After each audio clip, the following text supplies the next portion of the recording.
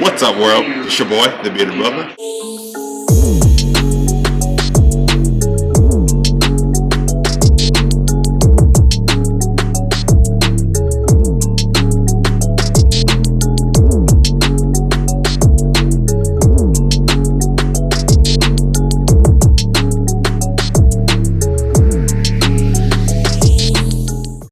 And I'm back with another episode for the Beerded Tastings. I know I've been gone a minute, but when I come back, I know I come with that fire. So y'all don't have to worry too much more. I got my guy Jason Luntz of UrVoyce Media Company. I will talk about him, but he's sitting here right in front of me, and we're going to kind of get into his story, which is interesting. He's talks about growing up in New Jersey at Camp Ockanickon. Hope I said that right. I'm working. I got that southern drawl, so sometimes letters get swallowed up. But we just kind of want to talk about your story a little bit, just going from that camp to UrVoyce and the power of story. How did it lead you here to creating what you created? Man, first of all, thanks for having me here. This is dope. You have lots of good beers. I'm excited about that. And every time you and me see each other, we chop it up. So this is really cool. So I'm from Jersey. I've been in Middle Tennessee about 15 years, started in Clarksville, then moved to Nashville. But growing up in Jersey, Jersey's a really diverse state. You have people from all walks of life, straight urban areas that are hooded out, all the way to the Pine Barrens, where my summer camp was, which is very rural. So a lot of people don't realize Jersey's called the Garden State for a reason. It's like most of America. It's a lot of trees, a lot of farms. But yeah, Camp Ockanickon was a real dope spot. I went there every summer as a kid, and that camp taught me a lot about diversity too, because there was so many different kids from different walks of life. And you had black kids, white kids, rich kids. There were kids from the inner city that were shipped in from Philly and Camden. And all of us together learned how to, play together, work together, and have activities like that. And as I've always grown up, I've always kept those memories close as I work with different people from different walks of life. So when I moved to Tennessee, which is a lot different than Jersey, I was able to kind of tap back into those memories of camp. Because, when you're at camp, you're away if you've been to summer camp. Right. You're away from everybody. So you got to learn how to work with these other kids because you don't have your crew from home. You don't got your parents to lean on. So when I moved to Tennessee and I had to meet new people, that summer camp experience actually played a big part in how I was able to be successful in Nashville. Okay, and just kind of talking about working with other kids, how is that kind of similar to going? We'll get into UrVoyce a little bit, but creating that and having to navigate it. How did that camp experience kind of carry over into UrVoyce in terms of working with other people? Yeah, I think when I was at summer camp, I started thinking about those memories. I always kind of felt like I kind of took a leadership role amongst a lot of the kids, especially in my cabin. So we had a thing called the White Feather. So you had to vote every session on who the best camper was in your cabin. So normally I would win that because whatever we were working at, you compete with other cabins, compete with other villages, that villages sectored by age, right? I always wanted to be the person to be gung-ho and be like, let's go out here, let's win at whatever we're doing. And with UrVoyce, that's kind of my goal with my clients. We help people with web design, social media, public relations, and we always want people to tell their story. One, we want them to win. And if I have to play that leadership role to get them excited about telling their story, that's what I want to do. I got you. And for people that are not familiar, what is UrVoyce? So UrVoyce, UrVoyce, just a funny way of putting it. But our tagline is we want to be your voice online. And basically what we do is we take these online tools like multimedia, content creating, email marketing, web design, and we build brands for nonprofits and small businesses. Our main goal, though, is to offer these smaller organizations the same tools that large companies have. So when you work with us, we're going to come hard for you, just like if you were to hire a multi-million-dollar corporation to build out your website. Right. And obviously, small businesses are bootstrapped and they don't have a lot of money, so we make what we offer affordable. Gotcha. And so with UrVoyce, you were talking about different social media. A lot of people will call it new media. Yeah. And some people might not really know what that means. What do you what do people mean when they say, "Oh, the new media is out to get everybody"? Yeah. You can't hide from the new media. Like, what is that? What is that? Yeah. Well, actually, I'm glad you asked that because my master's degree is actually in new media journalism. So new media just means all these tools that are different than traditional media. So traditional media is what we grew up on: print, magazine, newspapers, TV, and radio. So that's traditional media. New media is blogging, it's social media, it's utilizing podcasting as new media. And what kind of separates them? People shouldn't be afraid of new media. What separates new media is the people that are receiving the message can actually communicate with the broadcaster. So when you tell a story on social media, I can share it, like it, comment on it. With a podcast, it's going to be out there, the show notes. You probably got social media. I can still interact. Email marketing, I can reply. All these things can make a difference. Traditional media, a few people can call into a radio station, but it's not a lot of feedback from the listener. Right. And a newspaper, you can write a letter to the editor, but they'll probably only do one letter a week. You know what I'm saying? So What separates those traditional media, we really have a way that the broadcaster and the receiver can communicate with each other. Yeah. That's a little technical response for y'all. We try to educate, whether it's about new media, whether it's about beer, which we're on a beer podcast. Yes, we are. haven't taken a single sip of our beer yet. Yes. We're going to start on our flight boards. We're going to start with the light. We're going to go dark and a little bit spicy. So, the questions are going to amp up a little bit more. So we're keeping it easy. So we're going to drink this first one, which is called, we're at Crazy Gnome. Shouts out to Crazy Gnome, where I'm the taproom manager. So come through. I'm here pretty much every day other than Sundays. Come try beer and all that stuff. We're out here at East Nashville behind Main Street Liquor. So this is called the Administered Pils. So it's just a traditional Pilsner. German Pilsner, so it's going to be light, a little bready. You're going to get a little hops in there. Okay. It's crisp, clean, easy. And, okay. Yeah. Kind of just continue with, UrVoyce and just kind of being able to be affordable. There's a lot of small businesses that can't afford it, but, what are alternatives for them to kind of do something, whether they can't afford. I'm not trying to put numbers to your thing. Maybe this is not his true numbers, so it's they can't afford $1,000 package.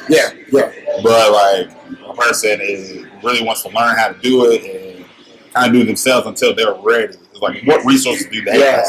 So, first, if I can, I want to shout out the ebook that I just dropped. Oh yeah, we love a good plug. Yeah, a little ebook, the Media Mentorship, and I actually wrote that book for what you're saying, because while we do keep our prices affordable, we do often have people that they're bootstrapping.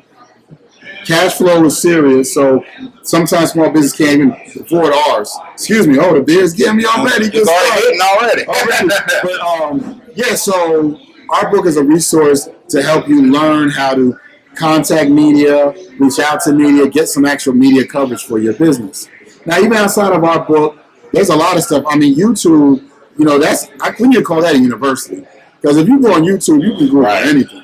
YouTube University. Whatever. You can build your own car if you really wanted to. You can build your own car. I mean, I might not hop in it with you, but it'll look nice. So for real, if you are trying to figure out how to do your social media right, maybe how to design a website. Yeah, I prefer you to hire me or someone like me because we have an understanding of how they work. But if you got to jump on Wix or Squarespace to start off with and design that site, have something though. One thing that makes your business seem legitimate is having a website, having an email. Gmail and Yahoo are nice, but we all know they're free. But having an at, info at your business name, if you got to just spend a couple dollars on those are some good things you can start with. Okay, gotcha. And just kind of going along that with finding those kind of bootstraps and everything like that, as I take another sip with my beer. And being able to have that kind of information under you. When you do have clients come to you, but they don't have anything set up, well, it's some key things you got to pick up. You're well, you don't have anything, but what makes you say but to working with a person that doesn't have that set up at all versus someone's you don't even know. Yeah. know what you know. I'm not even gonna waste my time. You know what I think it is? You're right, because I get scared when I'm like, they don't even have anything for their about page. Like they don't have a mission written. I'm like, but what separates some of those is the one people that have that passion, and when they talk about it, you can see the excitement of whatever their business or nonprofit is. And I'm like, wow, you don't have anything for the about page. You don't have your mission, your vision. But what are you guys doing? If they can break it down and they tell the story of why they started the business, I want to work with them. Because my approach is, since I have a master's in journalism, I interview my customers like the way I would for a news story. So if I was building your website, for example, I'm going to sit down with you and ask you the same kind of questions I would for a news interview, because we're going to tell your story with this website. So people that give me energy and are excited about their business, those are the ones that, I don't care if you have a word written down, I know we can make it happen.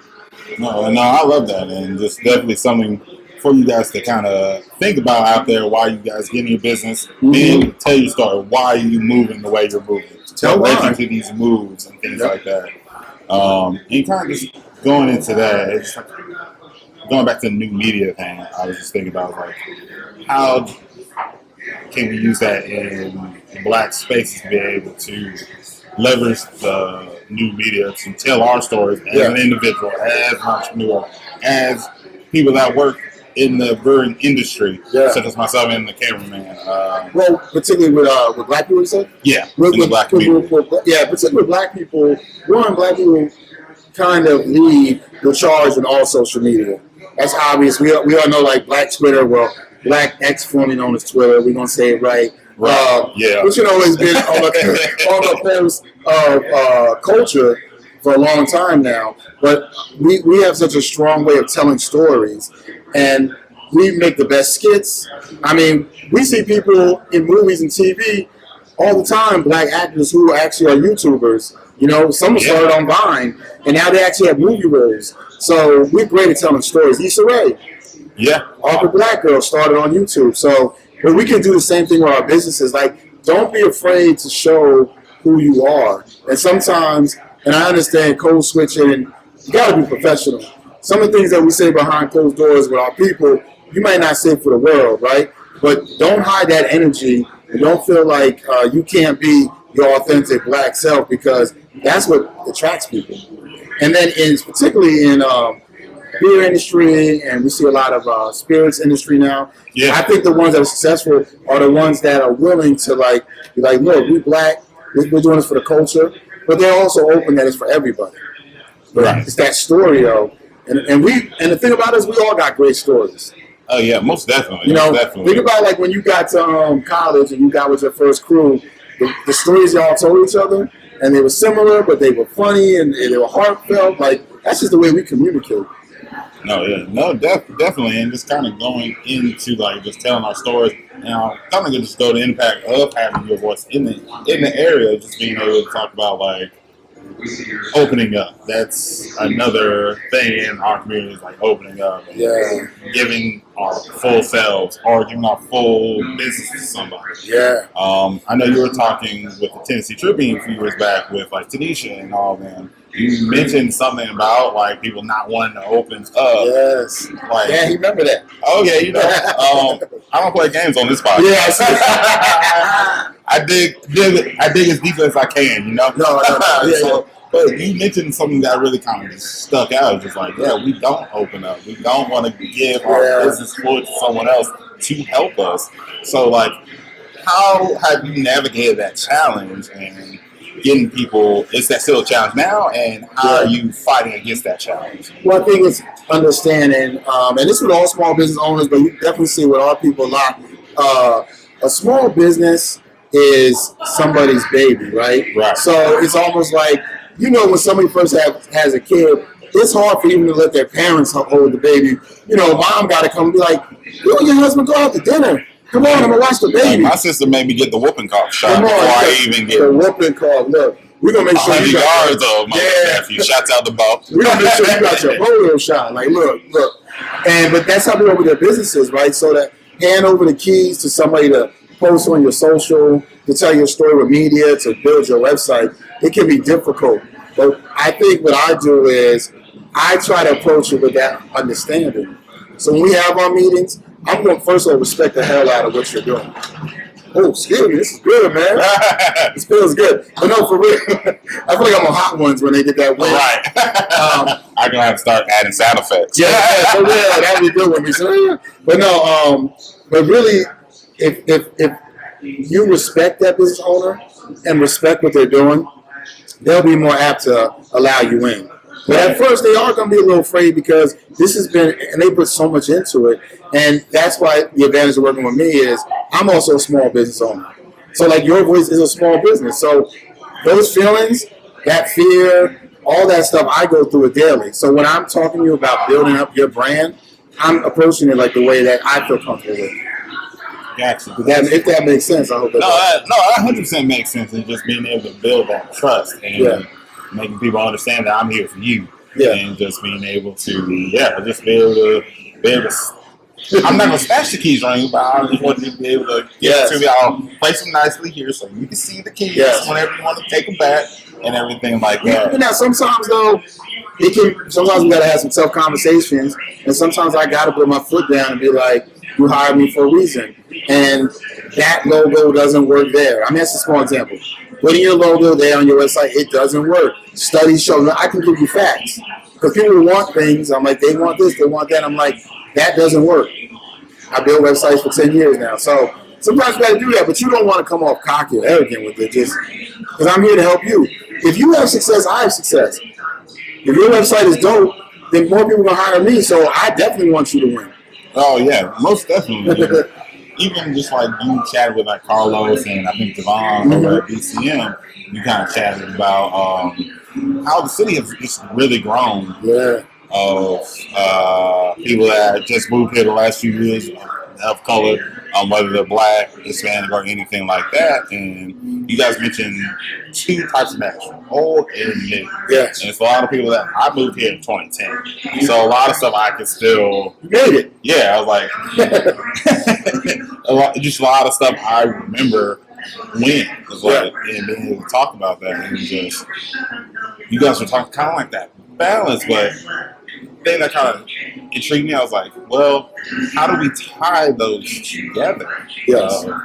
How do we tie the OGs with the new young folks trying to find their spark, so to speak, and like how do we do that, and how do the old National reach out to the new National, and how can that new National reach out to them? Because that's definitely not a one-way street. Both got to do the work. But what does that specifically look like to you? I would say both sides have to do something. The side that's been here, they have to realize that there's an influx of black people in their 30s and 40s that didn't go to TSU, didn't go to Fisk or Belmont or Vandy, right? They didn't grow up here. Yeah, of course. But there's a lot of people who didn't have those experiences, whether, Black Nashville, a lot of them grew up here and a lot of them went to college here, right? The black people we see doing their thing. So, except that these people don't have that background. So a lot of things we're talking about, they wasn't here for. They don't know about Mirage. They used to be the little shaker spot up on Dickinson Pike. Limelight. They don't know Limelight, the 4-for-1s. They wasn't here for that. So accept that first. Now for the new Nashville, what they need to accept is, this is not DC. It's not Atlanta. It's not even Charlotte. So first of all, accept that. You're somewhere different. So you're not going to get Houston here every day. Right. It's just not that way. But if you open your mind and accept that there is a lot of dope stuff here, it's a lot of dope black stuff here, but there's just a lot of dope stuff in the city. Nashville is a very open city. It's the blueberry and the tomato soup of Tennessee. So it's very. I like that metaphor. Yeah, I stole that from someone. I ain't gonna say who. Shout out to that who. But the fact is that Nashville is it can be very open. I mean, we got issues of racism like everywhere else, of course. But if you say, look, there's a dope, beer festival or wine festival going on. Yeah, it may not be all black people, but you're gonna have a blast. Right. And then there are a lot of dope black spots. You got PA's, Plain Jane, Rum Room, Minerva. I mean, there's the list. We know the spots. So, yeah, you're not gonna get Atlanta every night here. But if you accept that where you're at, that's the peak. Back in the day, a mentor of mine, Cecil Brooks, the 30s, famous drummer. I used to bartend at his jazz club in Jersey. Okay. One thing he used to always say to me, he said, Jason, you don't chase the scene, you make the scene. You know what I'm saying? And the scene being the environment, the party, the event, your life, what you enjoy. So you don't got to come here chasing after DC or Atlanta. Like, what you liked about Atlanta, do it. If you liked those kind of day parties, rent a spot and throw a day party. And I threw day parties for years because I couldn't find what I used to do in Jersey and New York. Right? And they were dope. So, but I did it because I was like, I'm not going to keep complaining about what Nashville doesn't have. So that's kind of what my charge to both those sides is. And then just kind of just be open.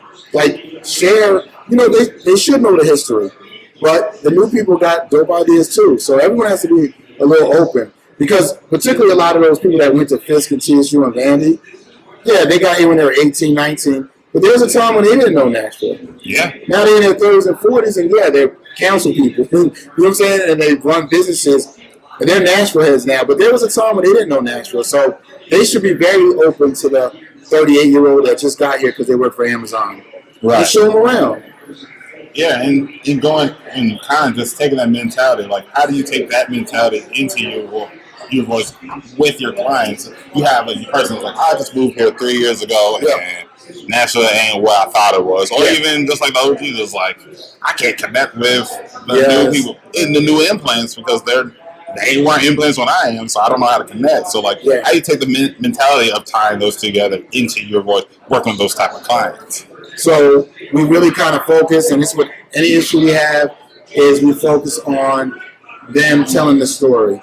So what I want them to realize, first of all, is that people care about how they spend their money, right? And nowadays, people spend their money in businesses that say something about who they are. So if you're an OG in Nashville, trust me, if you big up the fact that you're Nashville, you're black owned, you're Nashville owned, that transplant is trying to connect, they're going to want to buy it from you. Because they also want to let people know, I'm part of this movement. I'm part of the movement of Nashville. Like, people are excited about living here. So when you tell your story, people will be more apt to want to support you. And that helps with not being able to connect with people because of generation, because of what their knowledge of technology is, because of where they're from. It also is a really great way to get people excited about your business. Because the more I know about your business, the more I'm like, yo, I'm excited that I'm wearing this T-shirt from this guy, right? Because I know who they are. I know their story. I'm excited my realtor this is who my realtor is, right? Because he had a whole story about how he never owned a house. His family never owned a house. He always wanted to make sure black families own properties, right? Like, tell that story. And, any kind of business, we can think of those ideas. Gotcha. Well, I finished up my first beer. I'm going to go to the second one, which is called Auf Deutsch Bitte, which is just, it just means in German, please. In German. But it's our Meriton, which is just Oktoberfest. So everything you see around, whether it's Sam Adams or something like that, it's probably going to be something like this or close to it. So you're going to get a nice sweetness from the malt. Good and sweet, easy drinking.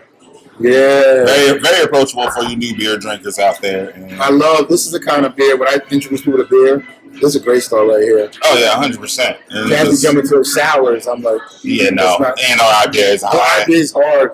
I'm anti as those are starters. Yes, IPAs. I like something malty or what beer is supposed to taste like, whether it's this pills compared to like Bud Light. Bud Light is a pilsner, whether you know that or not. Yeah. This is just what Bud Light is supposed to taste like if they care. Yes. But the Oktoberfest, what was the other name for it, Matt? Meriton. This is a brown lager. Yeah, it's a type of lager. It's traditionally German. It's Meriton. Long story short, they used to make it back in the day. Used to brew it in March, open it up around this time, and they made a lot of it. So they had festivals called Oktoberfest where people came, drink beer, turned up, had a community, and just talked a bunch of shit, talk business, whatever it is. But just like kind of just we talk off camera about just like community and things like that, and building a community that's for everyone, truthfully, and just kind of how we need more of that, and Yeah. being able to have people like you or myself or my cameraman Brandon come into spaces that really aren't built for us. Yes. Yeah. And the one phrase you mentioned to me is called BF. It's black friendly. Yeah. And, kind of want.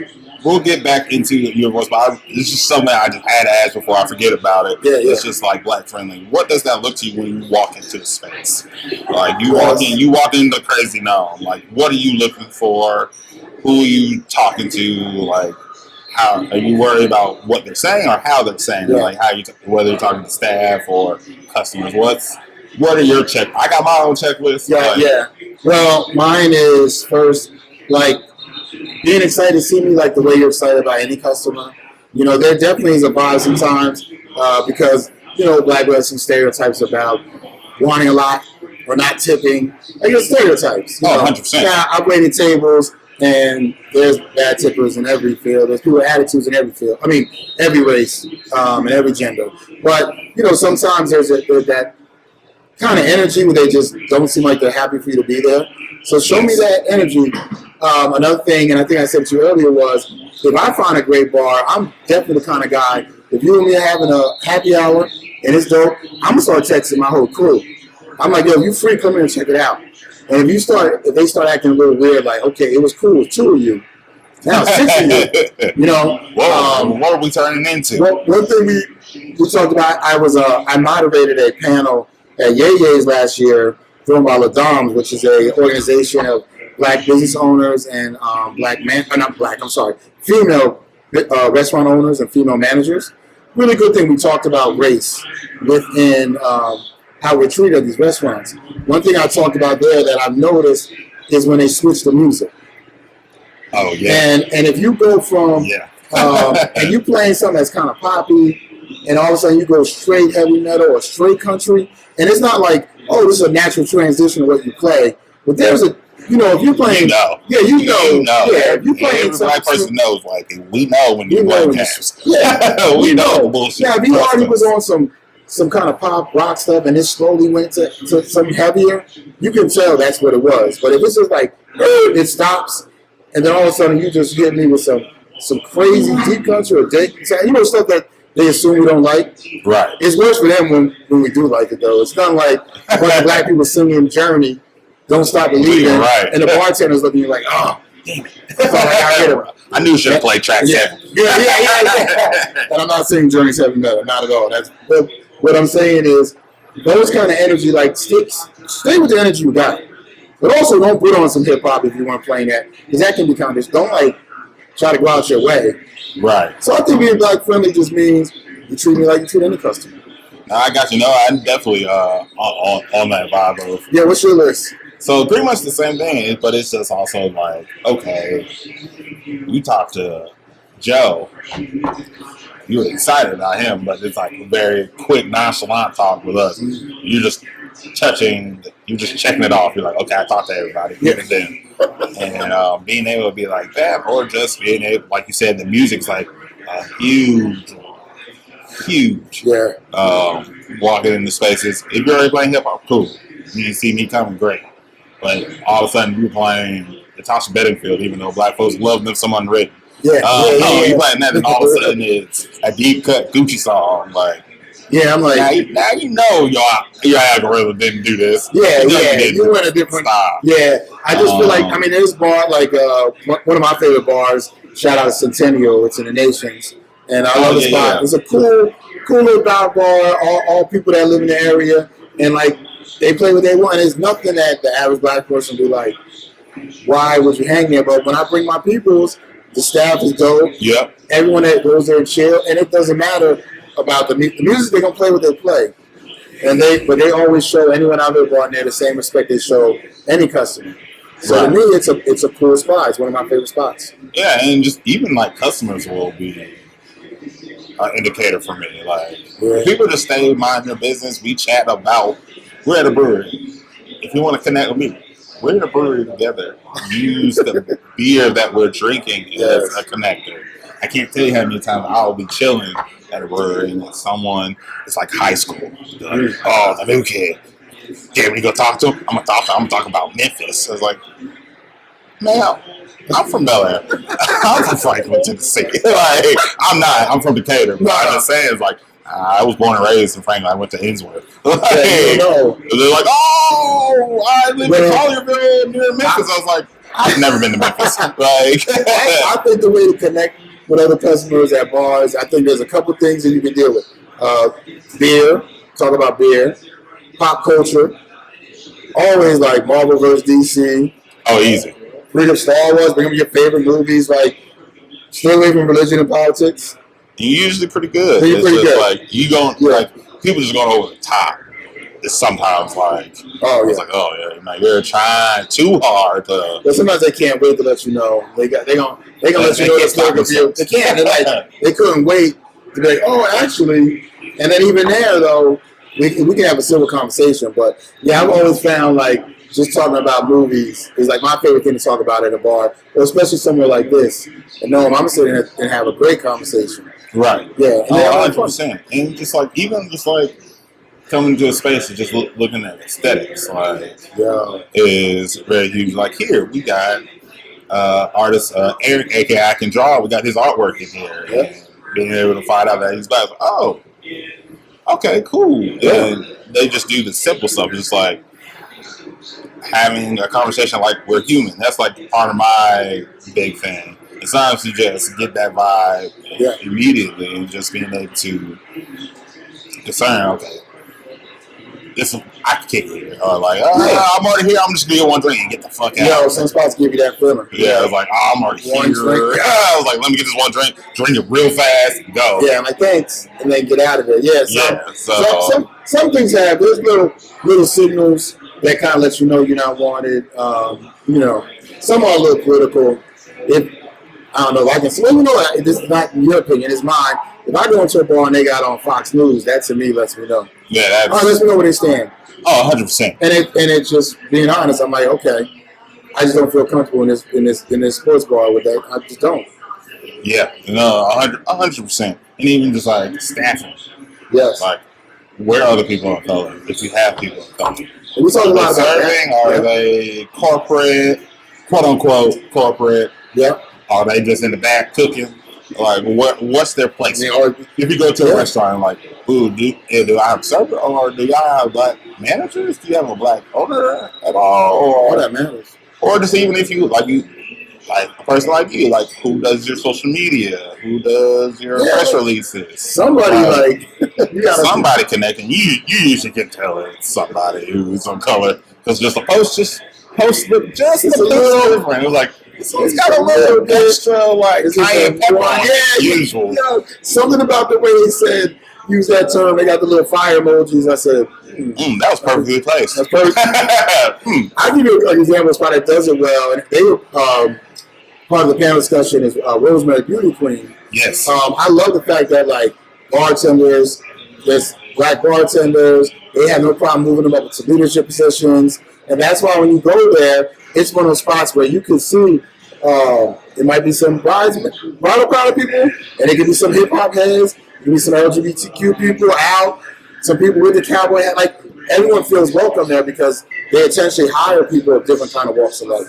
Oh, 100%. And just like, even just like talking about that, and just with UrVoyce, how do you help people run that balance, just in case it's like a black-owned business, but they're in a space where, like, a lot of communities will go into, like, versus someone that had just, I can never say this word, estheticians. There we go, I had to sound it out. Estheticians versus someone that's opening a bar like Plain Jane. Yes. Shout outs to them. Or I have an esthetician friend, Cookie. Shout outs to her. Like, how do you approach their media stuff? Do you kind of just, this is what we're going to do, and if someone that just happens to be white goes to you, great. Yeah. Or it's like, okay, well, you're in this space, so you're most likely to get these people. How do you approach that for certain clients? Well, that's a real question. For example, it's funny you say that we actually just revamped Plain Jane's website recently. Oh, okay. And it looks great, and talking with them, understanding who their clientele is, but they're very open to the community. Where they're at, 50%. They want people that are from the neighborhood to feel good there, but it's a lot of a lot of new people is being gentrified back there, right? So kind of using imagery that leans a certain way. It's just an honest conversation. We wanted pictures that show the place is diverse and is live and fun. We actually just did an esthetician, which was hard for me, school out of Franklin. And they, the owners, one is white and one is Middle Eastern, but they wanted the diversity of the pictures to lean, and that's kind of that they wanted to lean into people of color. So lean in, and sometimes we'll say that with certain clients. You want to lean black, you want to lean Asian, you want to just lean people of color, you want to be more general. So they wanted that. They wanted to see Asians and blacks and Latinos in their pictures because they want students that feel comfortable. So they already started the environment with that initial marketing with their website. So it is a real conversation that we have. Okay. No, that's awesome. And I do definitely appreciate that, being able to, like, you really are tailor-made down to the nitty-gritty, which I love. Man. Yeah. We need more of that rather than just being like, all right, copy paste that over here, copy paste that over here, and all that. And kind of going into that as we go into our third beer, which is Turn a New Leaf, which is a brown ale. Woo! So you're going to get a little roasted, a little hoppy. It's going to be a little caramel in there, caramely.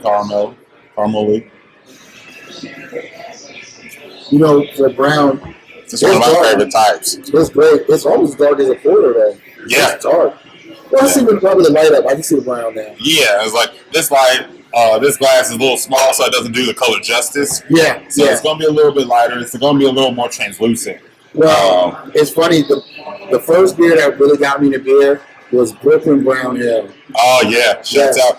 They had Brewers of Black. Yeah, Brewers of Black. Yeah. They had all of them. He was the first one, too. Yeah, I got 2 of his books at home. I'm working through. Oh, yeah. Oh, my God. So. And it was them, because first Brooklyn Lager was the first time I tasted a beer. I was like, oh, that's how a beer is supposed to taste. Then the Brooklyn Brown. And then their IPA. Yeah, they got was so killer. And from there, I'll never forget Stone IPA, which is out of California. Yeah, that's when I became obsessed with IPAs. And there was a time when for years, I was like, that's all I drank. I think it's the Arrogant Bastard's IPA. Yes. Yep. Yeah, I was like, I can't remember if that was an IPA or a stout, but yeah, that's one. I was like, that was it. Had that green bottle. Yeah. Oh my God. I was so into beer. I was like, yo, beer is crazy. And beer is so complex. I mean, you can pair it with your food. People don't realize more food. With more, arguably more than wine. Yeah. Because like everybody's gonna squawk about it. Like, no, it's not. You didn't try for that. I'll tell you this. What wine are you gonna pair with brisket? Don't worry, I'll wait. It's gonna be red, but I feel what you're saying. Yeah, that comes to mind. You're gonna go to the brown ale because that's the hops are gonna cut through that sauce and be the perfect balance. Because first the came to mind was the Shiraz. I love Shiraz, but actually that's good with certain steaks. But with some stuff, it actually kills kills your palate. You'll kill the flavor of the food, or the food will kill the flavor of the alcohol. Yeah. So with beer is it's gonna be the perfect balance. You're gonna get a little bit of hops, but that sweetness of the sauce and that brisket is gonna just be a perfect marriage. And it's gonna be the perfect meal. Because I'm sure you've eaten something, you had a beer or a wine or a cocktail, and you're just like, it was good, but you're just like, it can ruin the experience. Like it was okay, but you accidentally nail it. And you're like, oh, these two. Oh shit! Okay, like I didn't know it was like this. It's hard to explain that to people, though. Oh yeah, it's super hard, and not a lot of people like you said don't know that, don't understand that, and that's kind of the goal of myself and Bearded Brother is to bring in the black people into this world in a genuine way. Yeah, because it's not gonna lie, it's. I don't want to say strained relationship, but it's like one of those relationships you're like, we're cool, but I'm also like watching you from afar. You are. They're like, you are. Are you gonna fuck up in a minute? Let me be ready just in case. Like, when is it gonna happen? Yeah. And that's kind of the point of just the Bearded Brothers, to bring us in a genuine way. Yes. And educate us and learn about that. And so it's just like, it's always good to sit with not necessarily a beer nerd, but a beer appreciator, a beer understander, I guess. I know that's not a word, but we'll make it a word. We'll go with that, beer understander. That's right there. You know what it is, but it's like, it might not be your thing, but you're like, I respect it. When I have a good thing, good craft beer, I'm like, oh, this is good. You kind of know what the deal is. I mean, it's great to have something that you can enjoy and can make you feel good. I just never understood people that don't drink. That means when they wake up, they know that's the best they're going to feel all day. Yeah. I don't. that's always interesting. Story that one too. I got a couple of. Oh, yeah. But yeah, the thing about beer is, and I think beer just says a lot about just life because the versatility of it, diversity of it. Yes. Like life is diverse. It's diverse, and it's way more complex than you realize when you sit down and learn about it. And that's like our community, and just being able to talk about that and be about that and learn about that and take it in, absorb it, and use it however we want to use it. And just being able to do that. And we talked a little bit earlier about like old and new Nashville. I always ask this, just like, do you, and I see this on social media all the time, I'm sure you do too, just talking about the clickiness of the city. Like, do you experience that? Do you necessarily agree with that?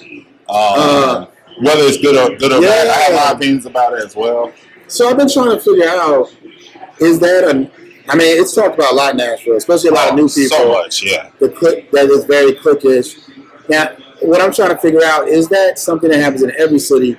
But to be tell you the truth, I think there might be something that happens kind of more in the, I don't want to say it in the wrong way, but like the college-based crowd, the people that came through those universities I mentioned earlier. I think that a lot of those that stayed, those cliques start to grow, and then like the Greeks, the DNR people, the ones that went to HBCUs rather than the ones that went to PWIs, the MTSU, Austin Peay's, the Vandy's we mentioned, as opposed to the Fisk and Mary's TSUs. And I think kind of grew out of that. But then in the entrepreneurship sector, there are cliques of certain cats that you see rolling together and they support each other. But some of that was like, as they were growing and trying to do stuff, they made a decision, like, we're going to support each other. If you open this, I'll be there. I'm going to shout it out. You support me. Right. So if again, it goes back to making your own scene. If you see a clique of people socially or professionally and you feel like you're not getting let in, you can start your own clique. Yeah. You know what I'm saying? Or run with your own people. Like, you and your peoples can do the same thing that they were doing. And they had to start it somewhere. The people that you see in the Business Journal that are black, for example, right? You see them getting press. You see them on Talk of the Town. It took time for them to get there, too. So some of that is kind of in our minds sometimes, but some of it, there's definitely cliques here. But do you want that clique to be because you want them to be your friends and hang with them, or you want to make money with them? So if you want to make money with a clique, trust me, any clique will make money with you if you about making money. Right. Now, if you want to hang with them, y'all might not be into the same thing. So. No, I definitely agree with that. I was definitely one of those people, like, a few years back. I'm not even gonna lie. I was like, man, that shit's too cushy. I can't break in the way I want to break in. Yeah. And so I did have that kind of like idea of like, there's only be certain groups that are going to get chosen to be faces of it. And it's just like, and that's why I kind of started the podcast, because I do think it's there in a sense, but I don't look at it as toxic as I used to. Now it's just like, I always thought, I was like, you still have the people that are going to catch. They're going to be the catch-all people. You got the people that are into the really big things, but it's like, you really dig deep. You got really dope people in the arts, like Clarence of Secret Gallery. You got Terrence of PSV. And they brothers. Siblings. And I bet you 80% of people don't know that unless you just know them. Unless you don't. And they got their own DJ Afro Sheen. Like, come on. Like, you got these people, like, you got the Bearded Brother, like, doing these really dope things. Well, I'm glad you said that, too, because so it's just like, we did the Museum of Presence. Did you see that, the Museum of Presence? It's on like a newspaper. I know what you're talking about, though. Yeah, Shabazz put it together, and he's got a lot of his art, but other artists. And I'm like, Clarence is in there, Afro Sheen's in there. A lot of people, Eric Holt of Love Noise. But all these different people, are they a clique? They see them together, but a lot of them like, look, this is the art clip. I mean, but I don't feel like they're closed off because when Clarence throws, Foxy Brown or whatever, like, you go in there, I don't care. You don't have to look. You could be in a polo shirt and khakis, be the exact opposite of them, and people gonna show you love. So sometimes you have to also get over yourself and just be like, look, I'm here. No, 100%. No, I never had to go through that. And my wife shouts out to Ashley. She's like, when I was upset about it, she'd be like, why are you seeking their approval? Like, and she said that, I was like, you know what? I hate that you're right, but you're right. We hate them in our ladies, right? Right. Where did you go on again? I went to Belmont. You did go Belmont, yeah. I graduated in 2015. But just like, kind of just talking about that, once I learned that, like, my success has changed a lot. Yes. And even with like the Bearded Brother and things like that. Because I was like, I was trying to get these underrated people. I was like, once I found my space, I decided just like, I'm more creative. Like, I'm going to do the entrepreneurial thing, but I'm more creative with the beer stuff and all that. And once I kind of found my niche or niche, however you want to pronounce it, that's what changed. Wow. And then that's why I started getting guests. I felt like I should start getting. That's why I was able to get Carlos and Darius and sitting down talking with you. It's like I found my space and I'm starting to find success, and people are starting to realize that. So like that changed like my whole mindset. I was like, okay, you got to find your route. You got to stick to the game plan. Yeah, you're gonna get punched in the mouth, but you stay moving forward. Yeah, you're like and doing what you're supposed to do. You know there's a purpose. I figured out my purpose. I think that's the key. Figured out my voice. And this long-winded conversation is going back to this question, but just before we get to it, it's just like I couldn't find my voice, and I think I was more mad that I couldn't find my voice. So it was more of a projective anger. I was projecting it. I found my voice. I was like, I know I can bring beer to a certain level in the black community. We deserve to. We started making it in Egypt way back when our black women were making it. And so just a little did y'all know, like, what you think Pharaohs turned up on? Just wine? No. Sometimes they didn't want wine in the afterlife. Sometimes they want to have drinking with the boys, drinking the Christian boys. So guess what? They had to make beer. And people use beer as currency. Yeah. People use it as currency. Yeah, I mean, it was money back in the day. So it was like, of course, things happen. I think the way you went about it, because to tell you the truth, a lot of people ask me to, like, I remember a couple years, the TSU homecoming before the pandemic, 2019, one of my frat brothers from Jersey came. We walking around tailgate, and I was getting mad love speaking to everybody. And he was like, "You ain't grow up here. You didn't go to college here." He's like, "Everybody knows you." And I think a big part of it was almost what you're doing. When I worked for the Tennessee Tribune, which people that knew the Nashville might not know is the oldest, not the oldest, but the largest black newspaper in the Middle Tennessee area. I had a show called Take 10 on Tuesdays. I interviewed people, and really that's what helped me out a lot. Interviewing all these people, and lots of people that are in these cliques, I interviewed them when they were first starting out, right? And I developed relationships with them. Like I remember interviewing Slimmer Huskies when they only had the Buchanan. Right. I remember interviewing Alfonso Harvey. Shout out to Alfonso. He does great things with medical devices. I remember I interviewed Henry Hitz, and I found it the other day, and he was the CEO of the African American Music Museum. And this interview is 8 years old, and he's talking about how they decided how they're going to put it on 5th and Broadway. Everything he said came to fruition. But I just saw him the other day at Black Rob's new spot, the Supper Club. So, of course, man, love we saw each other. But all that, the interview, the media part, this is a great way to get in. Because these people, eventually, the more you do this, people are going to start reaching out to you. No, 100%. So, and also being the authority in your space. So you become the authority in beer, right? Because you share a lot about it. You're not always just, when you're posting, you're not always just saying, hey, come see me at the Gnome or just film my podcast, right? When you find a dope beer, you share it. And that's what makes people want to be a part of their around, because they know that you give without wanting anything in return. Right. But I'm getting a little deep. Okay, this is... We're getting deeper, baby. We still got one more round.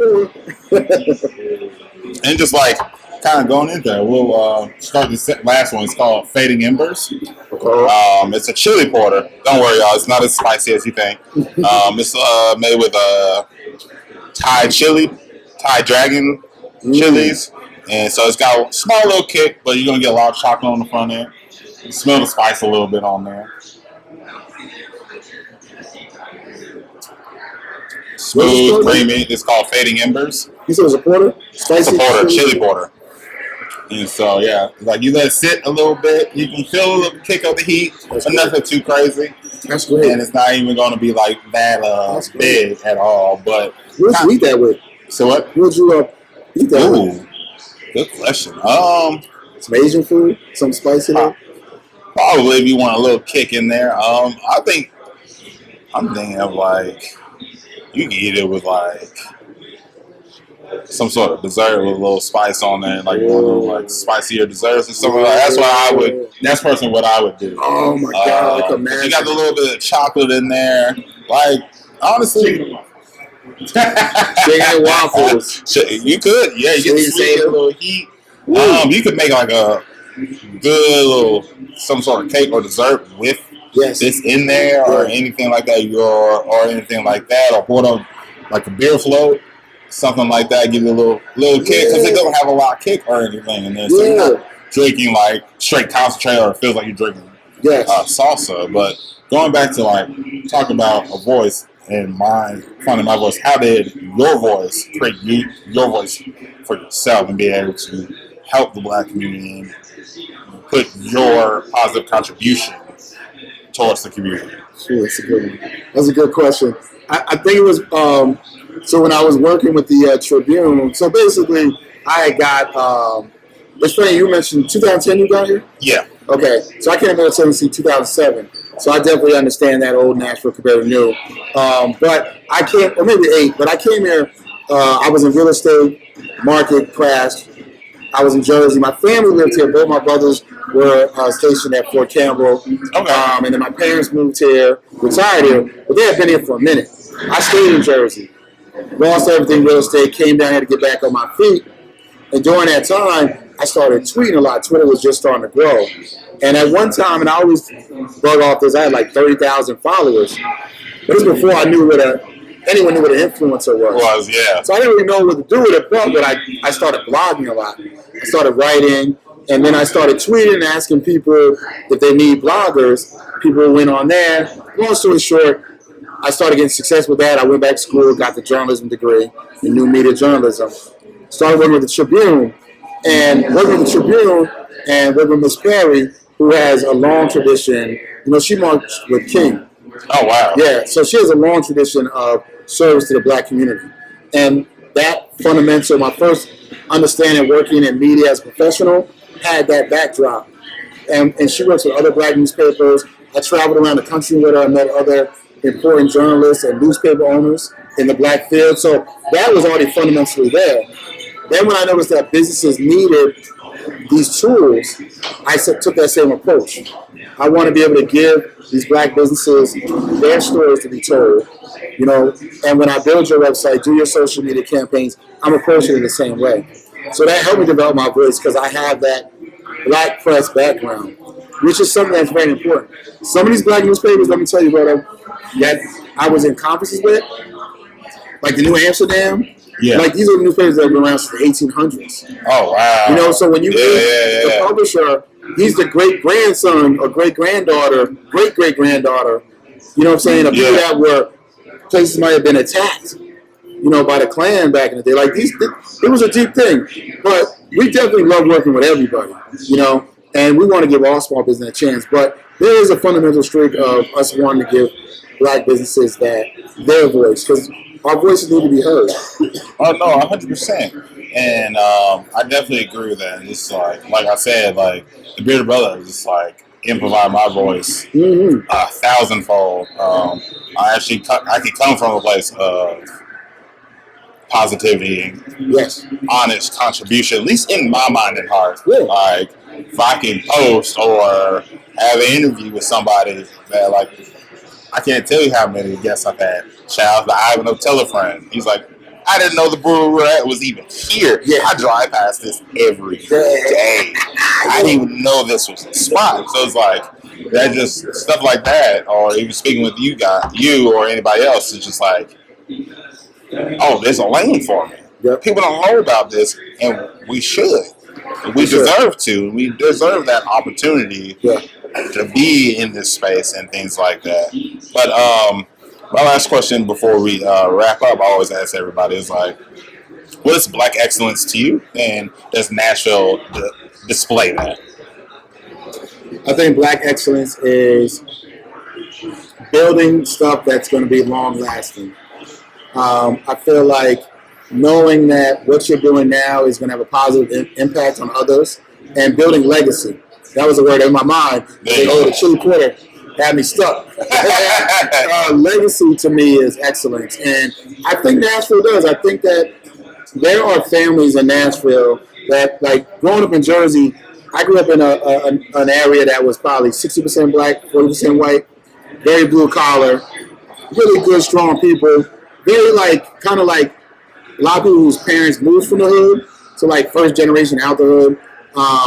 So there was a great thing of family, but family was like important, but the legacy, I didn't really see that until I moved here. And then I met, like the recruiters, whose they have a community place with their last name. Their grandmother was so strong out here, or Miss Perry and her family, or the Sheets who own dental offices, the Boyds, Ari's Boyd and their family. Like, to me, that's Black excellence. Now, that obviously not always have those ancestors, right?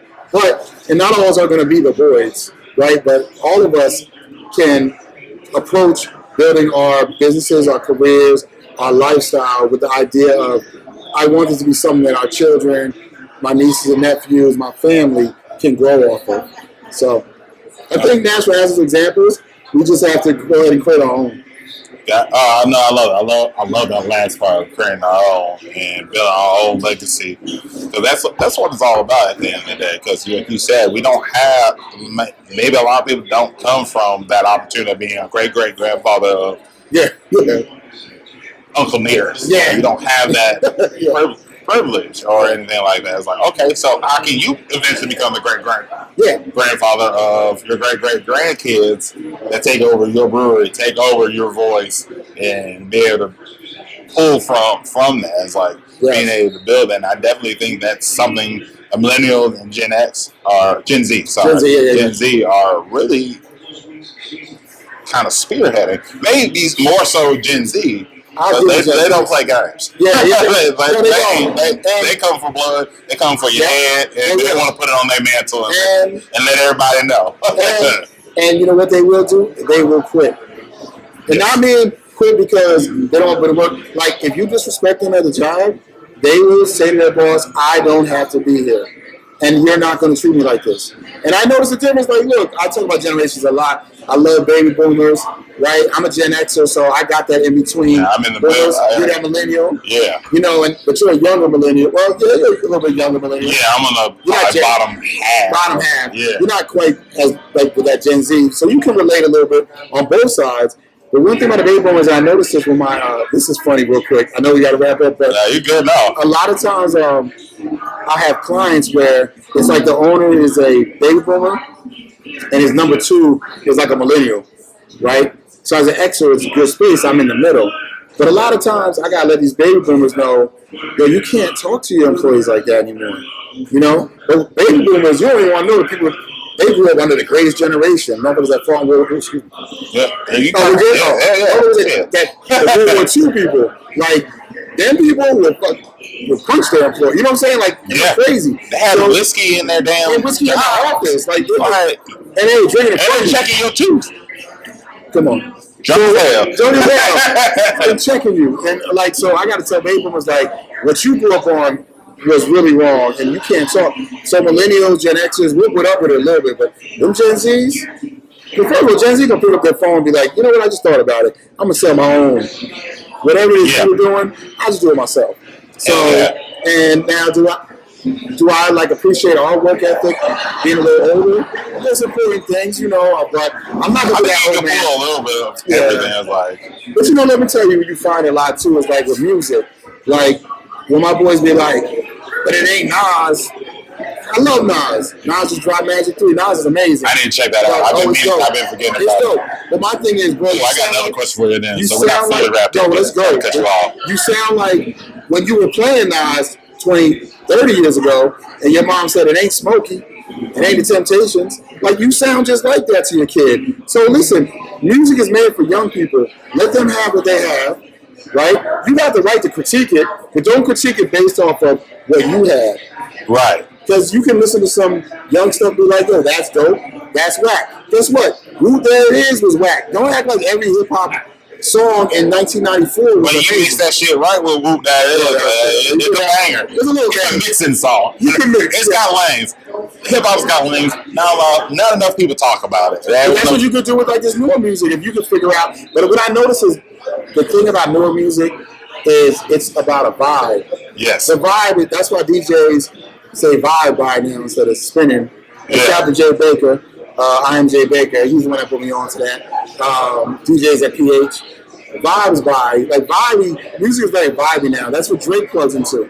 Yes. That's why that last Drake album. That's fun. We just had me and my wife just had a conversation about this. Did you hear his new album? I haven't heard the new one. Yeah, We just talked about it. I was like, he don't have a sound nowadays, but that's a whole different conversation. He's just vibing. Yeah, he just like rides whatever is going on, which is cool. Well, you know, that's why him and Joe Budden got into it. Yeah. Joe Budden said, you making music for young. You're like, you're an adult now. You're 36. You need to start focusing on adult stuff. But I think Drake has a formula that's working. Yeah, it's like he can't knock it as much as you want to. Like, shit works. But he charts every time. It's like whether you agree with it or not. But he is damn near 40. Yeah, that is true. Young people, older people are good for that too. Like, I like young music. I like Kendrick. They say the same three. I like Drake, Kendrick, and J. Cole. The cats are 40 almost. Yeah, so I really like young music. If you want people under 35, I'll give you some. Yeah. Right? This is my next question. You got Big X the Plug out of Houston. You got a dude named Mike Dimes out of Houston. Mike Dimes is super dope because he don't have the Houston sound, so you don't even realize he's from Houston. Mike Dimes. He got bars. Mike Dimes? Yeah, he's going to be here next month. I'm going to go see him.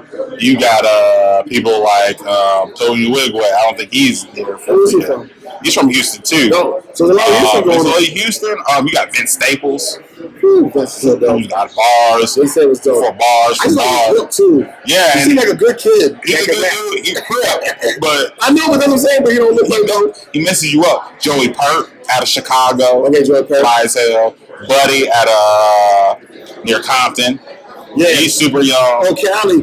Cali's got some people out there. When I was on Loso and Spino, yeah. When I was on Loso and Jay's podcast, they put me on to a kid from the Bay Area.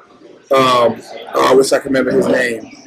But I feel like I know what you're talking about, but it's just like you got those people. Even like if you're into more emo rap kind of stuff, there's a dude named Kyle that's out there out of the Bay. I want to say he's from LA. The Russell, have you heard of him? The Russell, yes. Bro, he's dope. I've heard there's a dude named Madrigo that's super young. Yeah. No, and I also think that the mumble era, like that's on the way out. You know, it was Gen Z's snap music era. It was. Yeah. Like I'm from Atlanta, so I remember when like Crank That popped up. Like I remember that moment we knew it was history, but everybody was just like, we don't know what the fuck to do with this at all. Then YouTube hit and everybody was doing the song. And like, oh shit! Then the Franchise Boys came out. But we were really like, especially being East Coast, like we was like really like that shit was whack, but it had a moment and it was fun. Like one thing we always forget about hip hop, hip hop was fun. There's a fun part of hip hop. There's fun. There's bragging. There's talking about women. There's some lyrical, but it's always been the fun aspect. It started at parties. Yeah. Everybody wants everybody to say something you don't realize how dope it was till 10 years later. I'm like, I don't need that. I don't need it all the time. If I'm trying to catch toys from my wife, I don't want to hear J. Cole or Kendrick. Give me my Uzi's, give me my. I don't know why these cats be so mad. Give me Soulja Boy Dom. Like, you can hate Soulja Boy as much as you want. Drop down, see if your girl don't shake ass like that. She don't. Like, she don't. That Cardi B or that Meg or that bothered. I was like, I heard that beat earlier. And I was like, this is such a fire ass beat. Yo, like, it's not for me, but like, if you just give me the instrumental, I can play that all day. That's a fire ass instrument. Yeah. But so some of these people can spit. Oh, I don't know how I would shut this out. That Meg Thee Stallion Girls in the Hood, where she was rapping to the old NWA beat. Yes. Yo. She goes off. Yeah, 100%. But yeah, that's a whole conversation. How can they follow you? They say they get an ebook. Yes. Potentially reach out to be a client and all that stuff. Yes. So first of all, the ebook, the Media Mentorship, you can get that at payhip.com/the J Luntz Report. THEJLUNTZ report. And if you're hearing the show, I have a 50% coupon for you. It's the word bearded.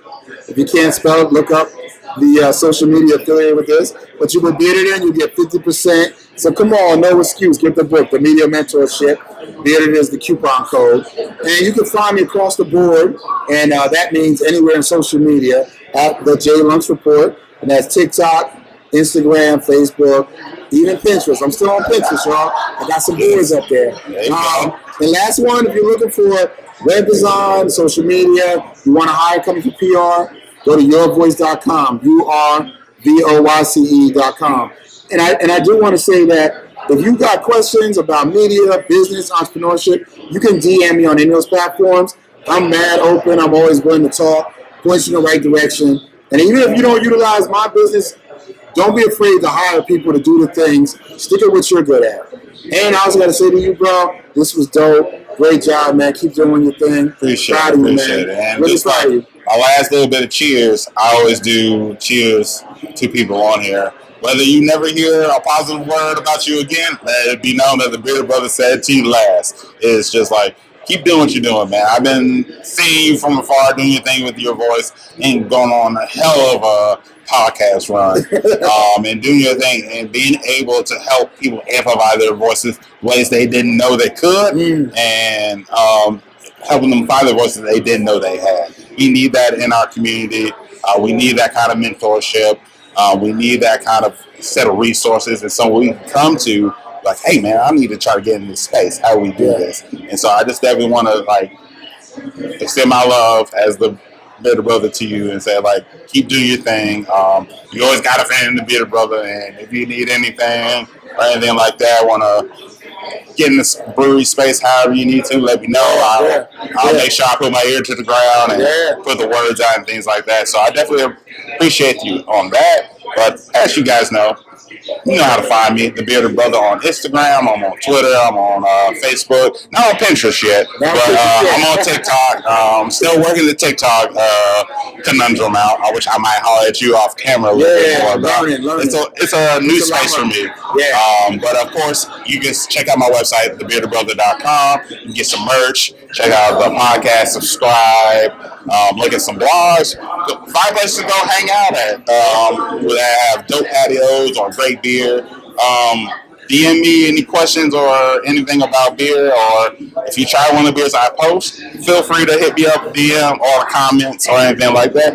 I love talking beer. I can sit and chat about it all day. And as always, man, grab your friends, good ass beer, and of course, drink up.